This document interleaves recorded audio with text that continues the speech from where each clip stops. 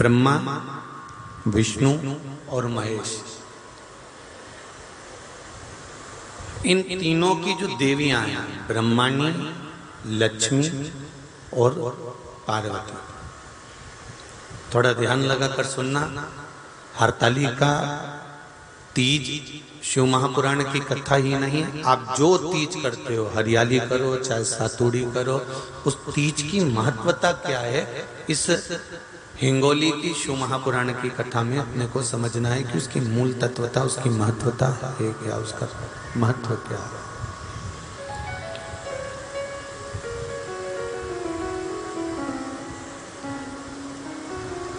भगवान ब्रह्मा, भगवान विष्णु और भगवान शिव,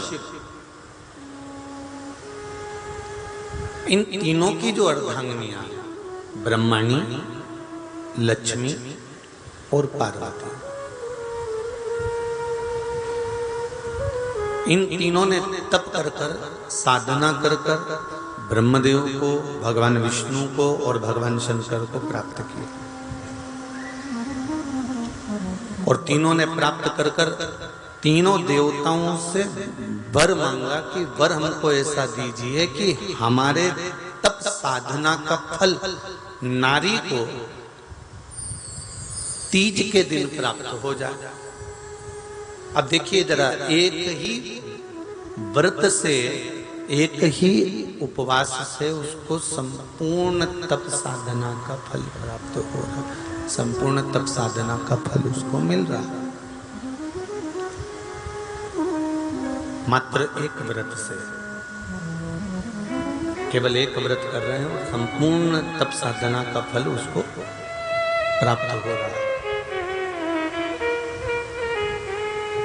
ऐसा कोई व्रत, ऐसी कोई साधना, ऐसा कोई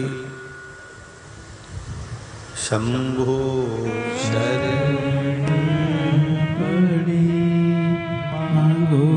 घड़ी रे घड़ी दुख काटो, दया करी न दर्शन आपो, शंभो शरण घड़ी मांगो घड़ी रे घड़ी दुख काटो, दया करी न दर्शन आपो, दया करी न दर्शन आपो। तो ब्रह्माणी ने ब्रह्मदेव से मांगा, लक्ष्मी जी ने भगवान विष्णु से मांगा, पार्वती जी ने भगवान शिव से मांगा कि ऐसा वर दे दीजिए जिस वर से एक ही व्रत करने से संपूर्ण फल की प्राप्ति हो जाए, संपूर्ण फल मिल जाए। ऐसा एक व्रत का फल दे दीजिए, मात्र एक व्रत का। अब देखिए, हरियाली तीज करने वाली माताएं थोड़ा ध्यान से सुनना।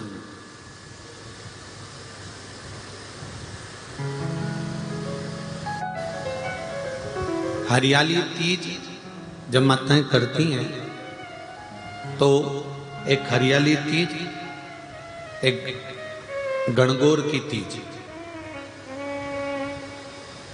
ये दो तीज के व्रत ऐसे होते हैं जिसमें जब माताएं करती हैं तो उस समय पर उमा, ब्रह्माणी और लक्ष्मी, इन तीनों की आराधना का फल उसको केवल एक व्रत से प्राप्त हो जाता। अब देखिए दूसरा, सातुड़ी तीज।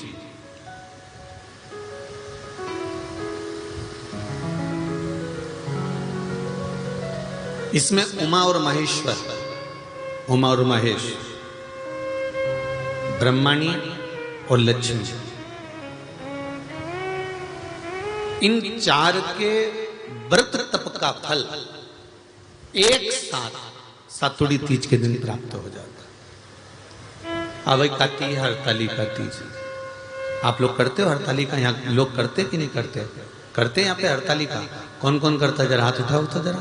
अरे सभी करते हो, रखो रखो, बहुत बढ़िया, बहुत अच्छी बात। एक आती है हरतालिका तीज।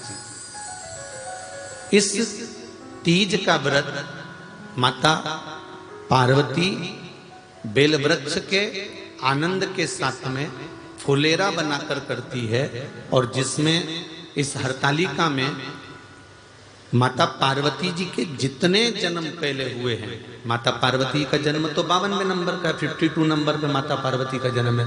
इससे पहले तो माता के 51 जन्म पहले हो चुके हैं, 51 जन्म माता पार्वती का पहले हो चुके हैं। तो वो जितने जन्म माता पार्वती पूर्व में ले चुकी हैं, ब्रह्माणी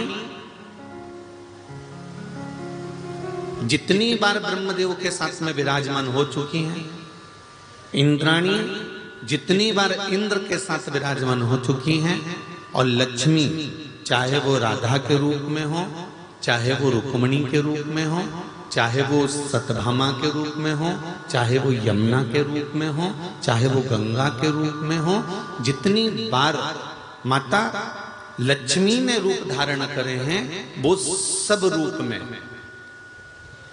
और माता पार्वती अपने सारे रूप में, ब्रह्माणी अपने सारे रूप में, लक्ष्मी अपने सारे रूप में इस हरतालिका तीज के व्रत को करने के लिए आतुर रहती हैं। और इस व्रत को कर कर एक दिन में ही संपूर्ण विश्व का जितना तप है, साधना है, उपवास है, सबका फल एक साथ एकत्रित कर लेती हैं केवल एक व्रत में, हरतालिका तीज के।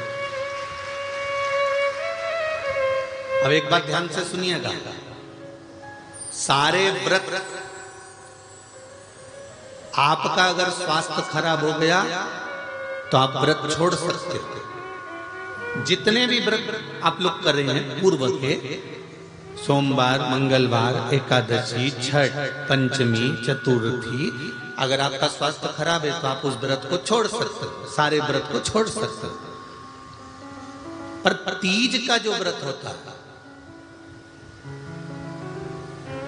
हरतालिका जो व्रत होता है, ये व्रत एक बार लेने के बाद जब प्राण छूटते हैं तभी ये व्रत समाप्त होता है, अन्यथा बीच में ये व्रत समाप्त नहीं।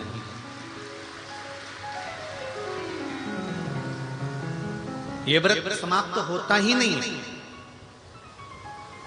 अगर शरीर से नहीं बनता कि अब हमारी अवस्था हो गई, अब शरीर से नहीं बन रहा है, तो भले एक पहर की पूजन कर कर, एक पहर का नियम धारण कर कर, एक पहर का स्मरण कर कर, एक पहर का पूजन कर धारण करो, और उसके बाद में भले आप थोड़ा सा जो भी आपको लेना है वो कर लो, पर इस व्रत को करना ही पड़ता है। इस व्रत का नियम ही यही है।